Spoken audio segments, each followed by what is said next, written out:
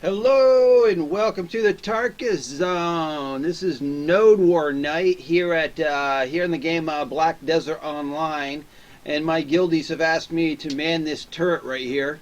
I can't get in the turret right now because it hasn't begun. So once the Node War begins, it's going to be 9 p.m. Eastern. So in about 7 minutes, the war will begin, and I'll be able to go into the turret and defend whatever I can defend on this, I think, flank, or maybe, actually, I think I'm in the front. Yeah, it's kind of hard to tell with how the base is.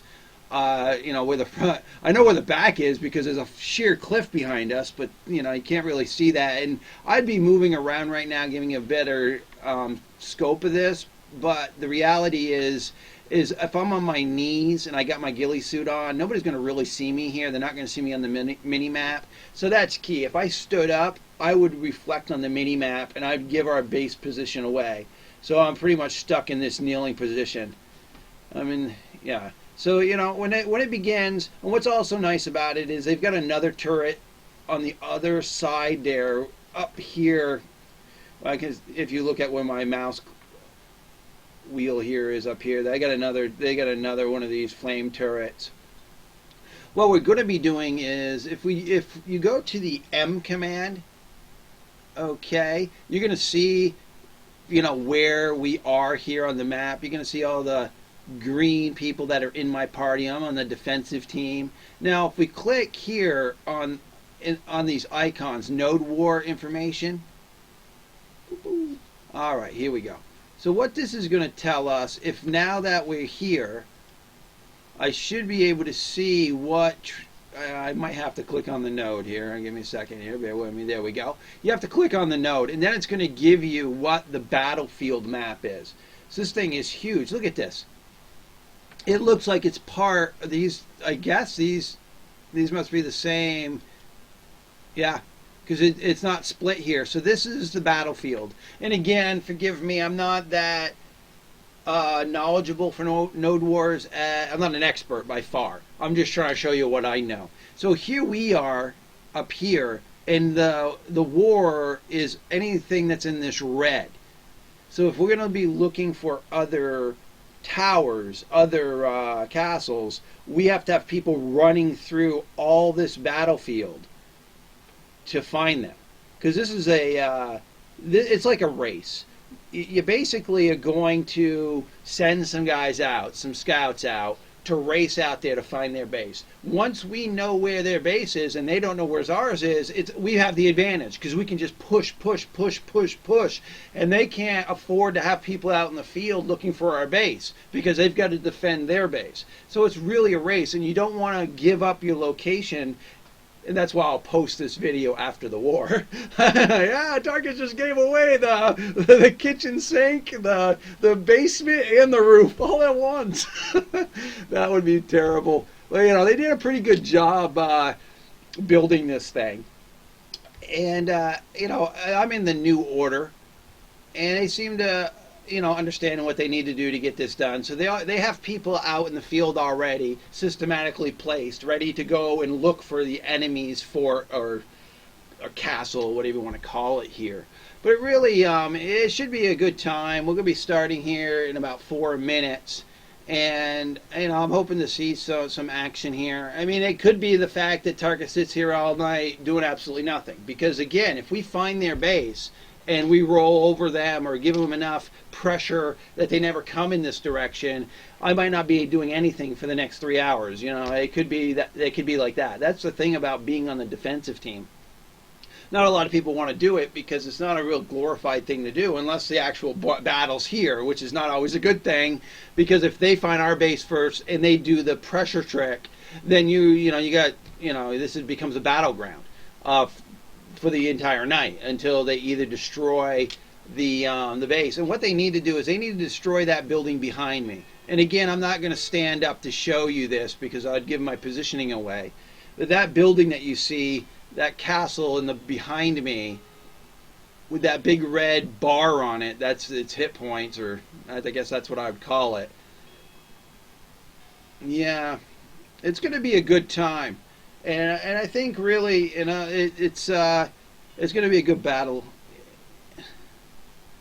So if I clicked here on this one, I don't think I can click on this one. Maybe on any, yeah. If you click on other nodes, they tell you what the battlefield is for that node. Yeah. So I guess clicking on here brings up this. And again, I apologize about, I just know clicking on the node shows you the battlefield. And the thing you also need to know, it took some time to build this castle behind me. What they had to do is they had to go to a guild vendor. They had to buy the appropriate castle for whatever tier this is. Each tier has its own castle within the guild shop. Then they had to come here and place it. Then they had to actually build it. And each time you place it, you have to send workers out to actually build it. So if you've got people in the game that have workers available, and they actually have to have the items in their warehouse. So if it's asking for logs or lumber, if it's asking for stone, you have to have those. So it's a group effort because it requires a lot of resources. So to get this thing up and running, you had to send a bunch of workers at it to build it. And then after it was built, then they could go around and systematically place the barriers and whatnot. So you really have to do some real good pre-planning when it comes to these node wars. And as you can see, the guild I'm in has done it. I mean, we're up and running. We're a few minutes in. We're 1 minute out. So I'm not going to waste valuable Guild War time talking to you folks. I'm just wanted to put this video out to say, look, it's night one, day one, or whatever I want to call it. I haven't been in a node war here in this game, going about 8 months, I think. I mean, it's been a long time. So this is kind of exciting for me. Even though my gear score is crap, that's why they put me in a turret, which I like doing. I don't mind being on the defensive team. I don't mind hanging out here all night. I have no problem with that. Not whatsoever. And I'm just watching the messages above my screen here to see when this thing's going to start, because we're right at the 9 p.m. mark. I've got somebody coming up near me here. He's I guess you can. Oh, I guess I could have moved. I didn't realize that part of it. I guess as long as I'm kneeled, I can move. So yeah, I guess I could have shown you this. Don't do a Tarkis. He's a noob. I guess I could have shown you this. I got the barriers up, so I could have moved while I was kneeling. I'm just waiting for them to let me to get in this into this flamethrower here.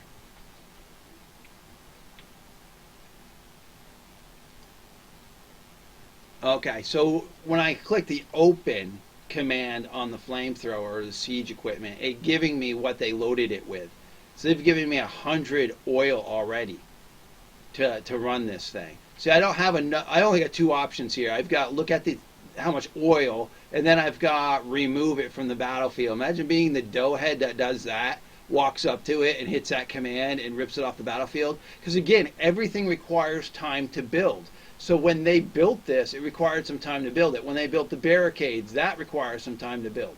So it's not like you're going to just drop another siege equipment down and hope that you can get it built. Because what's interesting with this game is if you're building somebody and somebody does any amount of damage to you, you got to go start building it from the beginning again. I was in an area way back in the day when I was building these barricades for somebody, and there's these stupid spiders that come over and whack me for a point of damage. I don't even think I was taking a point of damage. They'd whack me, and then I'd stop building. I had to have somebody protect me from these stupid spider so that I could put the barricades down. Yeah. Okay, so again, this is a tower that they need to destroy. They got to destroy this big tower. I've got guys up there on the back of the hill. There, everybody's just hanging out, waiting for this thing to start. Tarkis is waiting to get into his flame tower. I've been instructed to protect this structure here. This is the I almost did the doughhead thing and dismantled that. So it's not giving me, because normally you'd have an option to buy stuff from here. And now my option was only to dismantle it, and I started doing that. So don't do a Tarkis there. But yeah, this building here allows you to buy items like barricades in the fuel you need, but you got to be a quartermaster to do it. So once you get quartermaster labeling, the guild trusts you to do that because it's the guild funds that buy that. If I'm the quartermaster, I got quartermaster rank, and someone says, Tarkis, I want you to go buy the oil, fill these things up while the war is going. They're trusting me to do that because I could be the bozo, go in there and say, hey, what's the greatest amount of money I can waste? And I can sit there and waste it on the guild. I mean, because you have full reign of the guild funds at that point to buy whatever you want out of this structure. So to get that title, they got to trust you. Or you can, and you need to make smart decisions too, because let's say they're rolling over you. Well, there's no point throwing guild money on this if a guild's just rolling over you. For example, let's say the oil costs $1 million per. Well, if they're destroying us, if they're just taking it to us, bam, bam, bam, there's no point paying $1 million per to keep the bleeding going, because you're going to get a determination of how powerful they are. So you need somebody in an officership or the siege mastership there that understands I'm not going to go buy 10 million worth of oil at this point when everybody and their brothers tits up and the battlefield is just a bunch of monkeys running around saying, oh, we just rolled over you, you know? If there could be a teabag emote, that would probably happen. And there are guilds that are like that. Now, hopefully we won't see that kind of guild because I think this is a tier 1 node, which is different than the other tiers. You got tier 1, tier 2, tier 3. The tier 3 nodes are where you see the majority of all the great players, and they're getting them more money.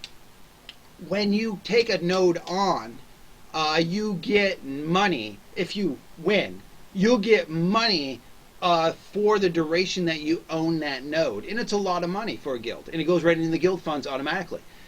So for the week or whatever you own the node, you get the money. So if nobody contests you the following week, you get the money. If somebody contests you and you win, you get the money. So you get the money. So what happens is if you got a rank 3 node or castle that you hold, you're getting more money. It's just the way the system works. But the reality is you have to take on a node that's equal or greater than what you currently hold. And a guild can hold 2 nodes. So for example, if we win this tonight, and then tomorrow there's another set of, because the guild wars are on different nights. And you can go to the M command here, and you can highlight over areas that tell you, like here, every Tuesday. This one's every Tuesday. So you can see by highlighting over the nodes when you can fight for them.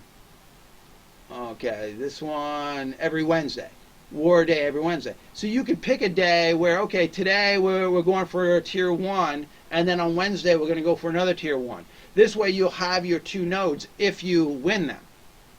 If you went for a tier 2 node, and then there wasn't a tier 2 node that you could win, then you can't go and get a tier 1 node because the game won't allow you to do that. You can't hold the tier 1 and a tier 2. They have to be equal or greater.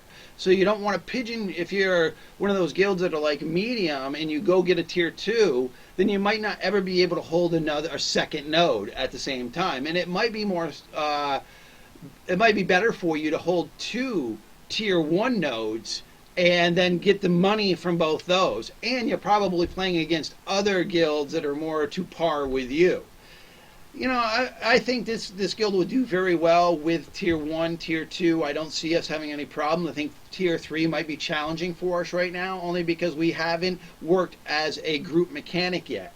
So as we start doing more and more guild wars with this guild, everybody's going to understand what their role is and how their other partners are playing the game. So you get better at it. I mean, that's just like if you do a first-person shooter like Rainbow Six, you know, and you're there with 4 other people, you might be very bad at the game early on, but as you work as a team, you start understanding where the gaps are, and if it works well, you fill them in, and boom, you're better than you were a week ago because you're understanding the dynamic of the people that you're playing with. Okay, so again, we're at 9:07 my time, and I don't think this thing started yet. I mean, I'm not really seeing anybody running around. Just everybody's still sitting in place here.